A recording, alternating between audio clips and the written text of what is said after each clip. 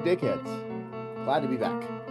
Sorry, I know I probably promised you a full episode this week. I've just been sick. I had COVID and I couldn't write anything. I had a little thing written for me and RJ, but I was glad when he was like, I can't do it because I was sick as can be. But in my COVID riddled bed rest, I did write about a Night of the Round Table. So that's pretty good. I know you guys missed them. Haven't been It's been a little bit since I put one out, so we're going to talk about another one of Gawain's kids, Sir Florence. Little ears. An elite team of private detectives. What if balloons are aliens? Maybe that's the key component we're missing. Cover-ups. John's guilty. Mysteries that need to be solved. Maybe Mormons need mountains. Richard, shut up. Before I get into that whole thing about Sir Florence, let's talk about the lie. Now, if this is your first episode listening to the Knights of the Round Table, just so you guys know, we're done the old cycles of the Arthurian legend. There's a new cycle in town. It's the Studillian cycle. And I'm adding to stories. I'm making shit up. I'm basically lying. And I'm not going to tell you what I'm lying about until the next episode. The last one we did was Sir Ginglain. And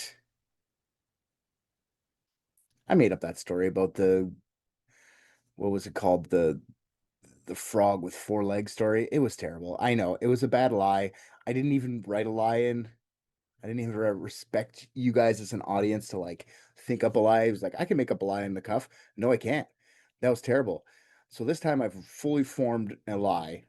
So Sir Florence will have a real lie. Okay. And I really hope someone takes on one of these lies and adds to the story, adds more dimension to these things, and it just becomes part of the real story. Like some other podcaster hears this, they don't really listen to like what the lie was, and they just go on to their next podcast, makes as if it's true.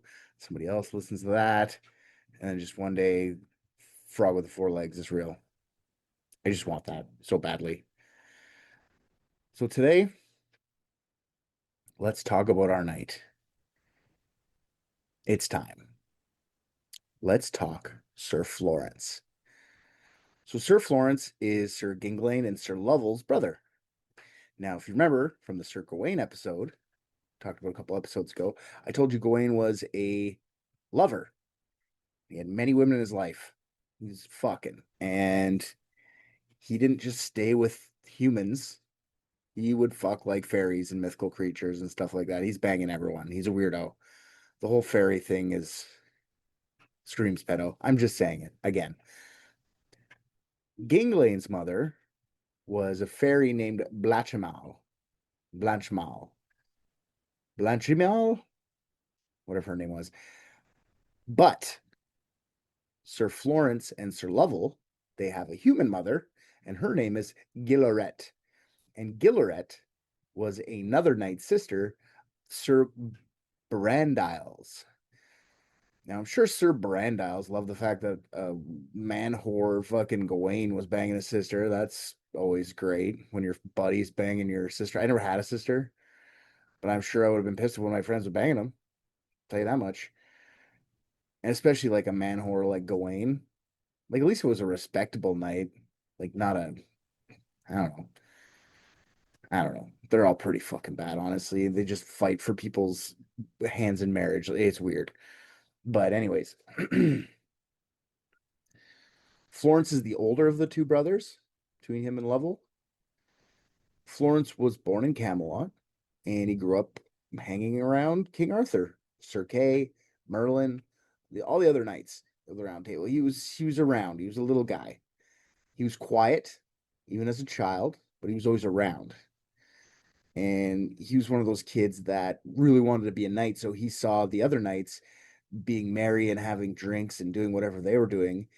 And he would be the guy, the little guy, who would like bring them drinks. He would just like fill up a drink and bring it over to the knights who he saw were just to gain favor. Anything to get him closer to the knights. Now, Florence's nickname to the older knights was Little Ears because of how often he was around, which looked like listening, and he was. He was listening.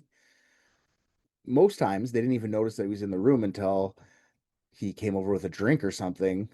So he was Little Ears. Super creepy little kid. It makes me think of Mr. Deeds. Very sneaky, little Florence. Very sneaky.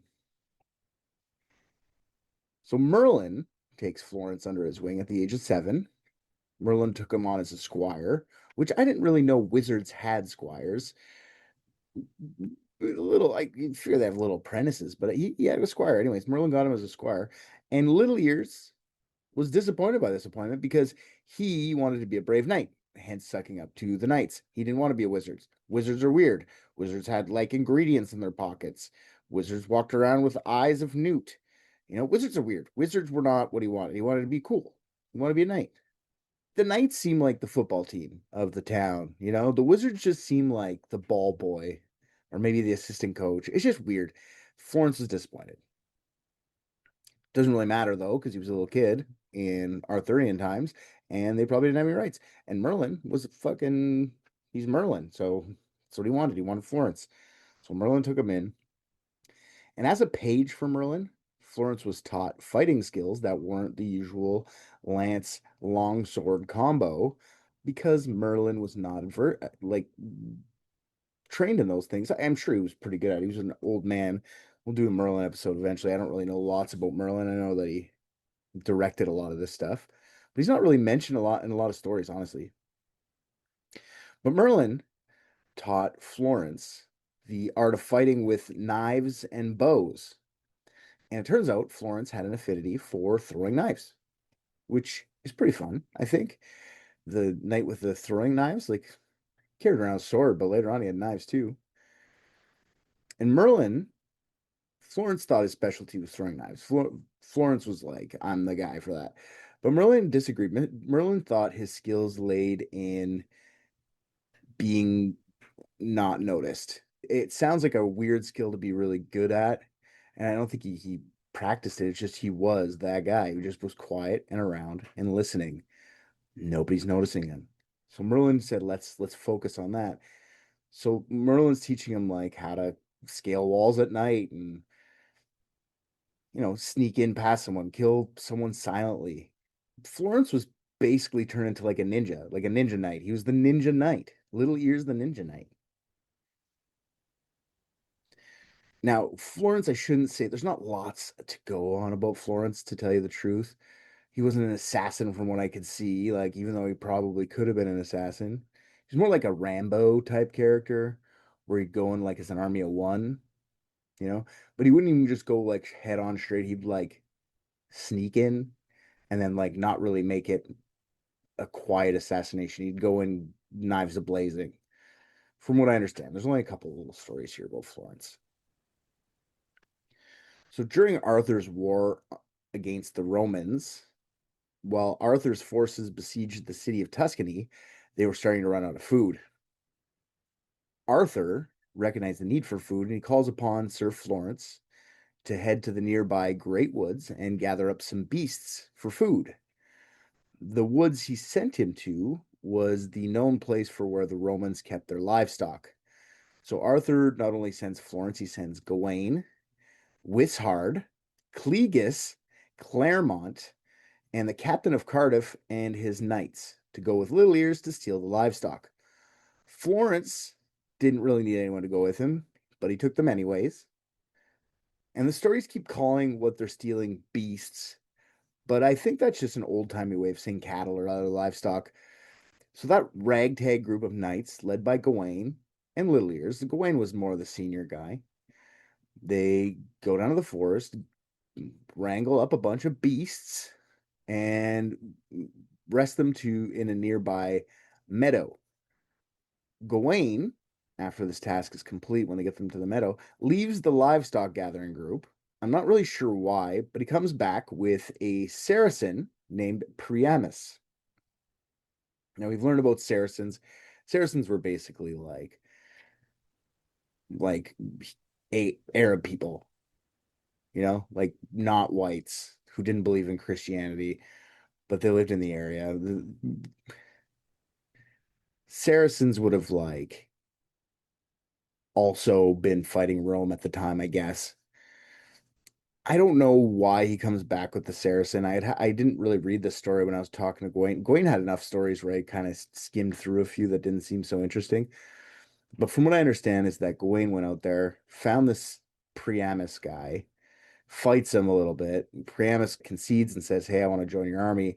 So Gawain comes back to where the livestock is, and he gets back to Little Ears and the beasts, and they're kind of freaked out and they get their swords out and draw bows. I'm imagining Florence had his knives out, ready to chuck. And then Gawain just comes by and he goes, "No, no, this is our friend Priamus. He's not our enemy. He wants to join our fight." And Priamus basically says, "Hey, I will join you, but I want you to know that there is a huge Roman army after me as well. So we're gonna have to take care of that if I'm to join." 70,000 knights is what Roman, it was led by a guy named Earl Ethelwold and the Duke of the Dutchman. And in this 70,000 knights, they also had a giant fighting in their army named Jubance. And the Britons, they only had about 700 people. So they had 100 times more people than King Arthur, this Roman army that was after Priamus. So I feel like this Priamus thing's a bad idea. Just like, no, dude, you're not worth it. But Gawain, being the senior of the knights, tells Florence to stay with the herd, and he and the others are going to go help Priamus and divert the huge Roman army. Priamus says that's possible. We could just fight them in the woods. They'll never see us coming. Florence, when he's sitting there with the herd, gets bored, decides he's not going to listen, and he drives forth the beast with another knight. Florence called on the help of Sir Floridas, whatever it is, Floridas. Floridas had 100 knights under his command. So that's a pretty good boon for them. And another knight, Sir Ferent, came to meet in the woods. And when Sir Ferent gets to meet up with the beasts in Florence, he notices that they were gone. So Ferent finds them driving beasts and was pissed that Florence had left a spot. Like, what are you doing? Are you running away right now? Like, you scared? Ferent decides he's going to ride against Florence for fleeting. So he's like, let's fight. I'm fucking you up. You can't run away, Florence, you big pussy. Florence, on the other hand, just spears this hater right in the forehead. No big fight, nothing like that. Gets a spear right in the head, done for. And he says, "Whatever, I'm getting back to the fight, to the front lines. We need this food for our army." And he gets back to Arthur with the rest of the beasts, Florida's little ears, and their 100 knights. And they're happy for the food. Arthur's happy for the food. But now Florence tells Arthur about the Saracen and how he's got 70,000 Romans coming at him too. And Arthur's a little bit perturbed by this. Like, I'm already fighting Tuscany. I don't have to fight 70,000 more people. So Arthur and his Briton army hide in the thick woods and they just surprise those 70,000 knights. Gawain had already tried to divert them, so they already split their efforts a little bit. But Jubance is on the first front row trying to fight Arthur. Arthur, like Jubance dies. I'm not sure who killed him. Let's just say it was Sir Floridas. Floridas did it. Perfect. The rest of the knights kill about 20,000 of the 70,000 Romans, and the Romans turn around and flee. And that's where the Battle of Tuscany pretty much ends. The army's fed. They took out a big chunk of the 70,000 people. They run away. And this is the main Florence story. How he kind of like pushed the beasts forward and kind of saved the day and the battle for Tuscany. That's his main story. There's not really other ones that are worth like a lot telling. Like there's a lot where he goes into an enemy knight's stronghold, makes friends with the guard, or he sneaks in or climbs over a wall or something like that. And then he just walks into the like throne room or whatever and challenges the enemy knight to a duel in their own place. And there's like 5 stories that are pretty much like this, the same thing. Like Florence knives them to death or whatever he ends up doing. He always wins. There's one story that he sneaks into the Red Knight's keep and attempts a duel, and the Red Knight just refuses. He says, I'm not going to fight you. And he kicks Florence out. He gets a bunch of his knights. So that's a pretty fun story. Like, he just denied. Like, that's why I never understood why knights never really did that. Like, I don't want to fight. You're going to beat me. So just get out of my. I got 100 guys here. Just kick them out. And that's what happens with Florence. It's not really like a super like crazy story. It's just funny that it happens.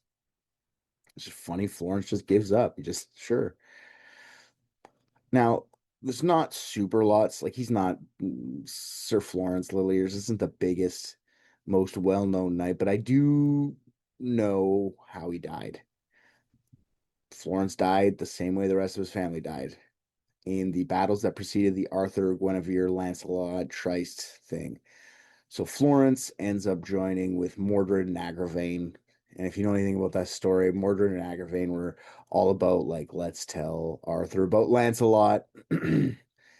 Lancelot's banging his wife, and Arthur freaks out, sentences Guinevere to death by burning at the stake. And I don't know if Florence needed to join up with Mordred. Mordred's always bad news, you know what I mean? It's a weird thing for Florence to join up with him.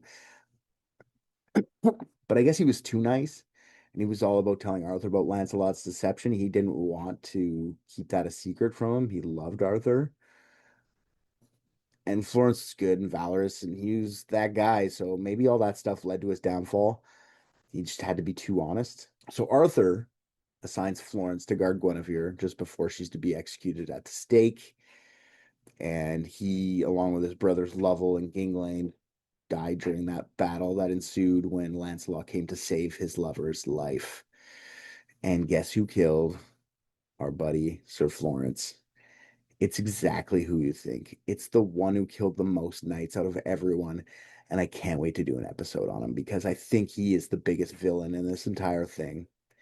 The French knight, the Frenchman himself, Sir Lancelot, takes out our buddy Sir Florence and pretty much most of the Orkney clan at this point. All right, and I think that's the episode, guys. I hope you enjoyed. If you would like, you could please go 5-star comment. Go give the podcast a little bit of shout out if you're having a good time with it. One day we're gonna finish these nights, I promise. I'm just gonna get through all of them. We're gonna do a big episode on the quest for the Holy Grail, and that'll be the end of it. But until then, peace out, brothers. Night on, dickheads. I just watched Private Dicks and I think RJ's the funniest. What? Come on.